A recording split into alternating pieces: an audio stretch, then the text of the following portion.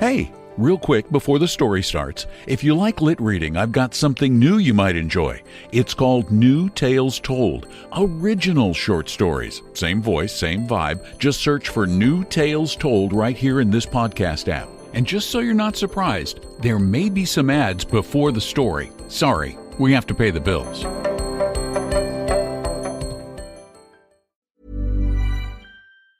Hi, this is Hannah Berner, co-host of Giggly Squad. Let's be honest, we've all done things in our lives that may have just followed the crowd. Like drinking matcha, even if you think it tastes like grass, or pretending skinny jeans were actually comfortable. Have we been doing the same thing with zero sugar cola?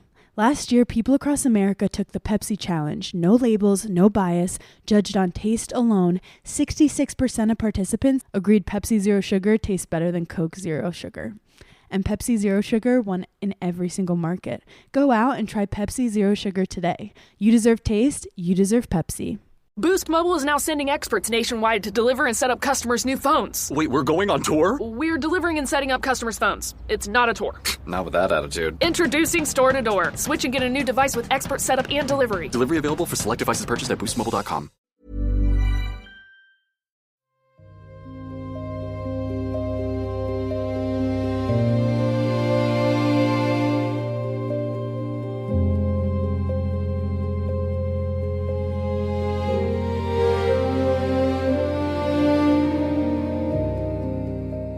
Hi, I'm Don McDonald. What you're about to hear isn't prophecy. It's merely possibility. This is Civic Duty by me.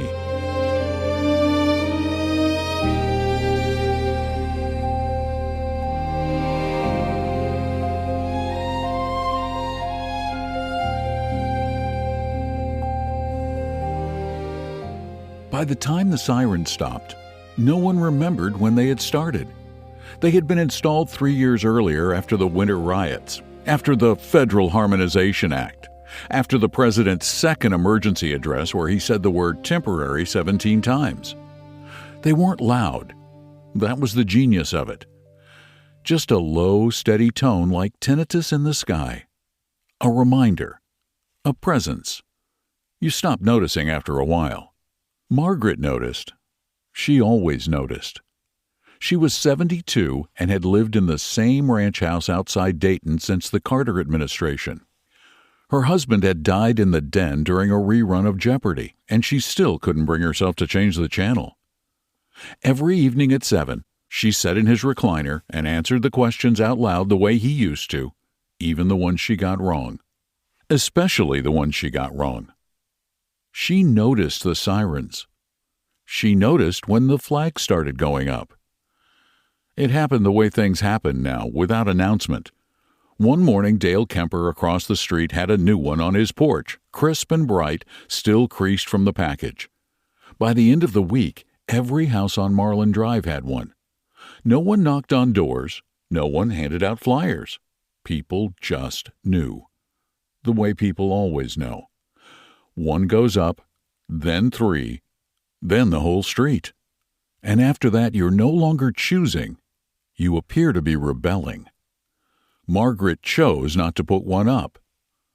Not out of protest. She had a flag in the garage, folded in a triangle, the one they'd handed her at Roger's funeral. She wasn't going to buy a new one from whatever company had the contract, and she wasn't going to fly Rogers. She noticed when civic responsibility verification kiosks appeared at the grocery store. She noticed when her survivor pension deposit arrived 6 days late. And she noticed when the letter came. It was cream-colored, thick paper, embossed seal. Department of Civic Responsibility. She had never heard of it. Inside was a single sheet. Notice of review.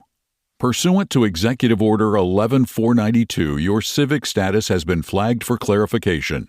Failure to comply may result in suspension of benefits. No explanation, no phone number, just a QR code. Margaret didn't own a smartphone, so she drove. The review center used to be a community college. She recognized the parking lot. She'd taken a ceramics class there once, the summer after Roger died, because the grief counselor said she needed to do something with her hands. She'd made a lopsided bowl that couldn't hold soup without leaking. She still kept it under the kitchen sink next to the dish soap, where she saw it every day. Now the lot was surrounded by fencing and portable towers with cameras that followed you like polite insects. Inside, everything was beige. No posters, no flags, no slogans. That was deliberate. She waited 4 hours. The woman beside her, maybe 60, held a similar cream-colored letter and stared straight ahead the entire time. They didn't speak. A year ago they would have. They would have complained about the wait, compared letters, and maybe laughed about it.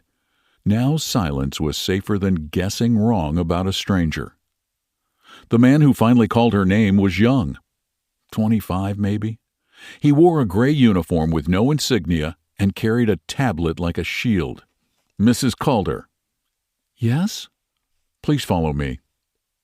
The room had one desk, 2 chairs, a camera in the ceiling with a small green light that never blinked. He sat. She sat. He smiled like someone who had practiced it. Do you know why you're here? No. He nodded as if she'd answered correctly. Our system indicates irregular civic engagement. I vote. Not consistently. I'm 72. Understood. He tapped. You attended a community forum in 2026. I think so. Topic, public health transparency. Oh, that. You signed a petition. Yes. Opposing federal vaccine realignment. I just had questions. He looked up. Questions can destabilize confidence. Margaret laughed. It slipped out the way it used to in parent-teacher conferences when a father would insist his son didn't need to read if he was going to work construction. Oh, honey, she said. I taught 4th grade for 40 years. Questions are how you know someone's thinking. The smile vanished. He typed. Have you shared subversive material online? I don't use the internet much. Your granddaughter posted photos of you at a protest. It was a candlelight thing, for nurses. Subversive organizations often use vigils as cover. I bought cookies. More typing. Our records also indicate that your residence is not consistent with prevailing civic norms. A flag. A civic norm. I have a flag, she said. It was my husband's. It was on his coffin. He looked at her with the same expression he'd worn since she sat down. It didn't change. That was the thing about the expression. It was designed not to change.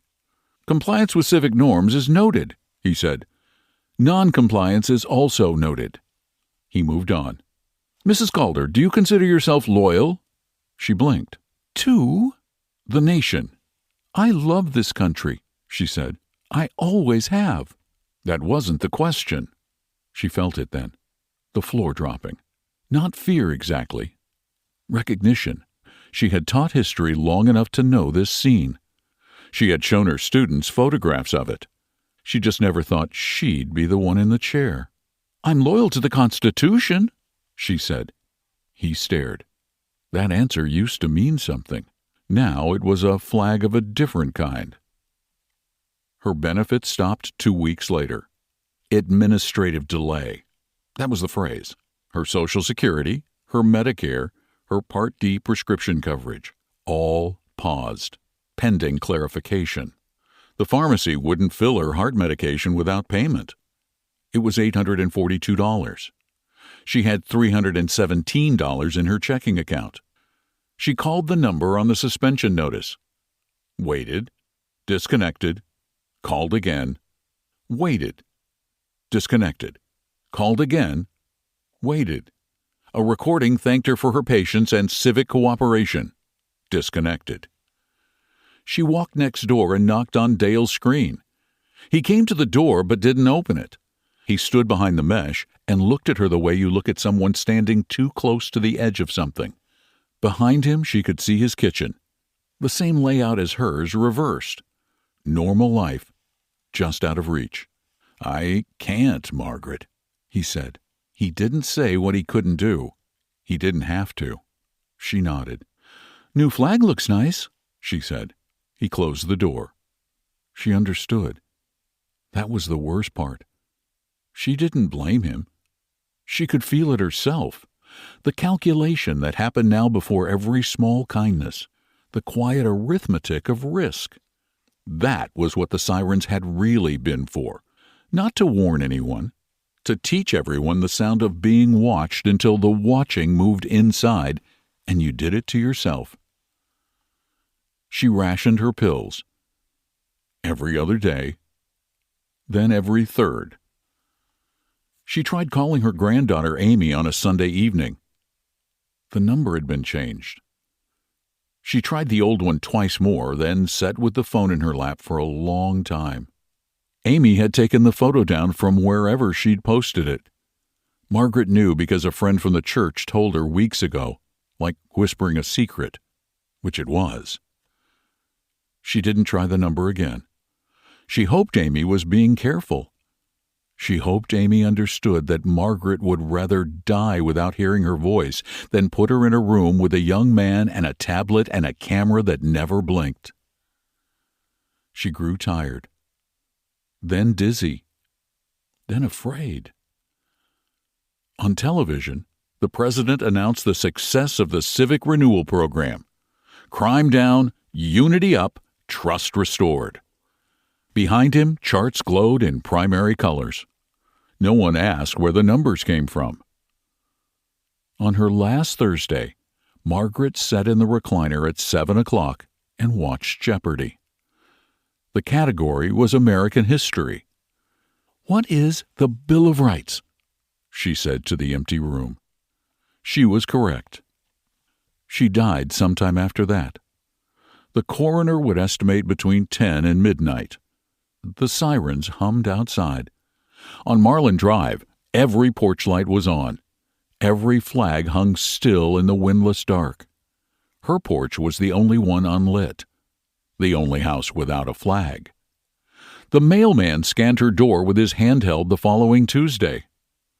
Unresponsive, the device logged. A patrol unit arrived that evening for a welfare check. They found her in the recliner. The television was still on. The officer filed his report in the car before he pulled away. A recovery team arrived the next morning. They wore white. They removed her body, her furniture, her papers. A new flag was mounted on her porch bracket before the locksmith finished changing the locks. They left the lopsided bowl under the kitchen sink. No one noticed. No one would have known what it meant. 6 months later, the young man at the review center received a commendation. His civic responsibility compliance rate was among the highest in the region. He had a gift for it, his supervisor said. A calm presence.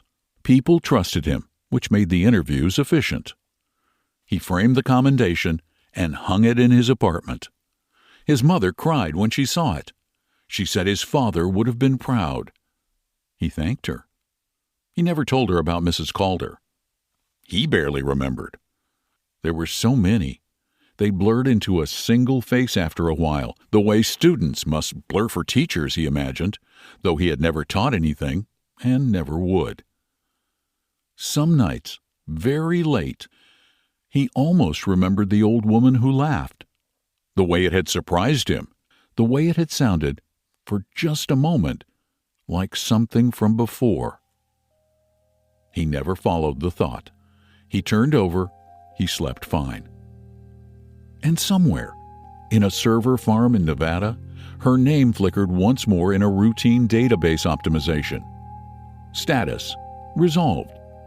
Category: non-compliant. Outcome: natural. The entry was compressed, archived, and moved to long-term storage, where it would remain for the federally mandated 7 years. Then it would be deleted.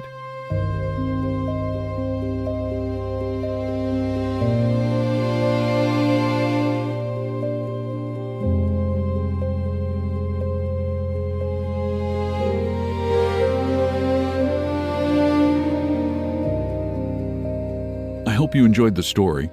If you did, check out shortstoryverses.com for many universes of different kinds of short stories, from originals like this to classics and on a variety of topics and subjects. And if you really liked what you hear, please leave a review at Apple Podcasts or rate us on Spotify. Thanks so much for listening. I really appreciate you. I'm Don McDonald.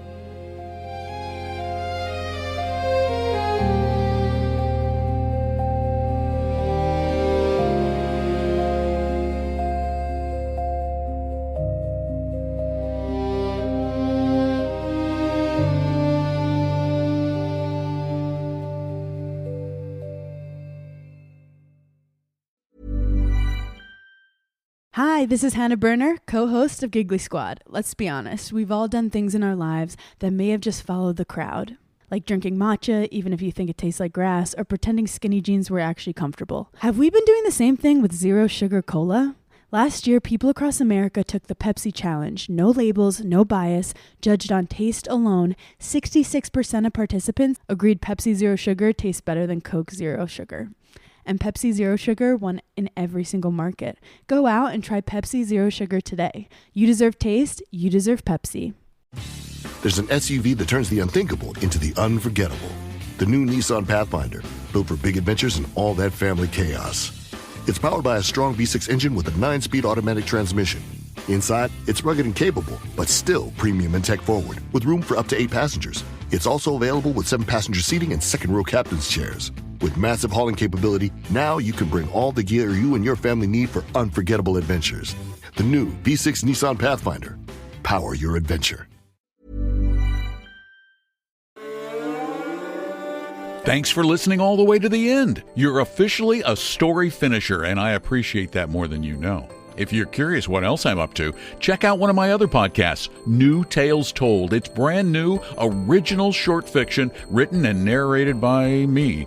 Just search New Tales Told in this app. And thanks so much for listening to LitReading, now part of the Short Story Verses channel at shortstoryverses.com.